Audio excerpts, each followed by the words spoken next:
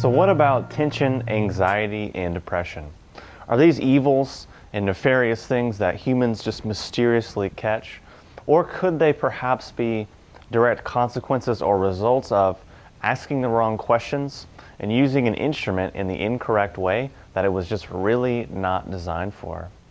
Now, we find ourselves today in a world that has multiple massive industries that are solely dedicated to medicating and enforcing and reinforcing dysfunctional and disharmonious behaviors. So these industries never really seem to just take a simple and easy look at what is obvious and right in front of us all the time. For example, perhaps using an instrument in a way that it was really not designed for. In a similar way to driving your car at the red line of the RPM range all the time. It's just something that will lead to burnout and breakage in the system because, you know what, it's just not really designed for that. Now, there are specific purpose-built, perhaps engines and race cars and things of that nature that can handle that kind of treatment, but for most human beings, for most of us, it's just really not in the design, it's just not really what the instrument or the organism was designed for.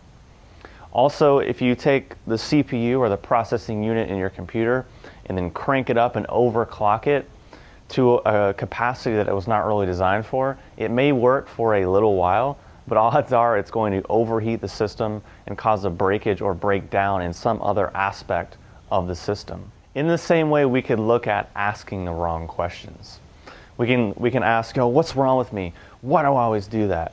A person might ask you, what's wrong with you? Why are you that kind of person? Why do you always do that? And you'll notice the body registers a certain kind of response. And then we can ask other questions like, how good do I feel right now? What makes today such a good day? How easy is it to feel gratitude in this moment right now? And you'll notice the body will register different responses based on different questions. And you can think of the implications of asking ourselves certain kinds of questions over the long term. Maybe we only just ask these one kind of question, we only get this one kind of response. And in conjunction, we're using our instrument and our organism in a way that it's not really designed for. And then we're just getting all of this constant feedback. But what if we ask different questions? What if we change the direction? What if we start to align ourselves with things that are maybe a bit more harmonious or a bit more in alignment with the actual design or purpose of our organism? So we can see how these things are true for how we can ask different questions and how the body will immediately register different responses. Well, the same thing is also true for the basic and fundamental ways in which we look at the world and the basic and fundamental ways that we behave in the world. And we can ask ourselves, how much time and energy, mentally, physically, emotionally, and spiritually, are we focused on creating abundance and value in the world? How many opportunities are we looking for to be able to help another human being? Or is our focus always on lack, always on what's wrong, always on what's wrong with me, what's wrong with this person, what's wrong with the situation, why am I this way, why do I have to be that way, why do I feel this way? Is it like really, where is our focus going? Because our body will register different responses. The external world will respond to us in different ways based on how we are fundamentally approaching a situation. And there's lots of people who fundamentally approach situations thinking, okay, what's in it for me? I got to get this thing has to happen, this agenda must happen, this person needs to know this about me, they need to know that about me, I got to control them and manipulate them and make this situation exactly this. And if the situation is not exactly what I think it should be, I'm going to feel tension, I'm going to feel anxious, I'm going to get upset, I'm going to respond and react in this way. Or we could perhaps look at things a bit more openly and say, how can I create abundance in this situation? How can I be abundant and create value and be of service and of help in the world around me? And we can ask ourselves, how much time are we spending on each one of those different points of view? Because today we live in a world where everyone is really keen and hip to upgrade the operating system on their phone as soon as it comes out, or upgrade their device to the next generation device as soon as it comes out.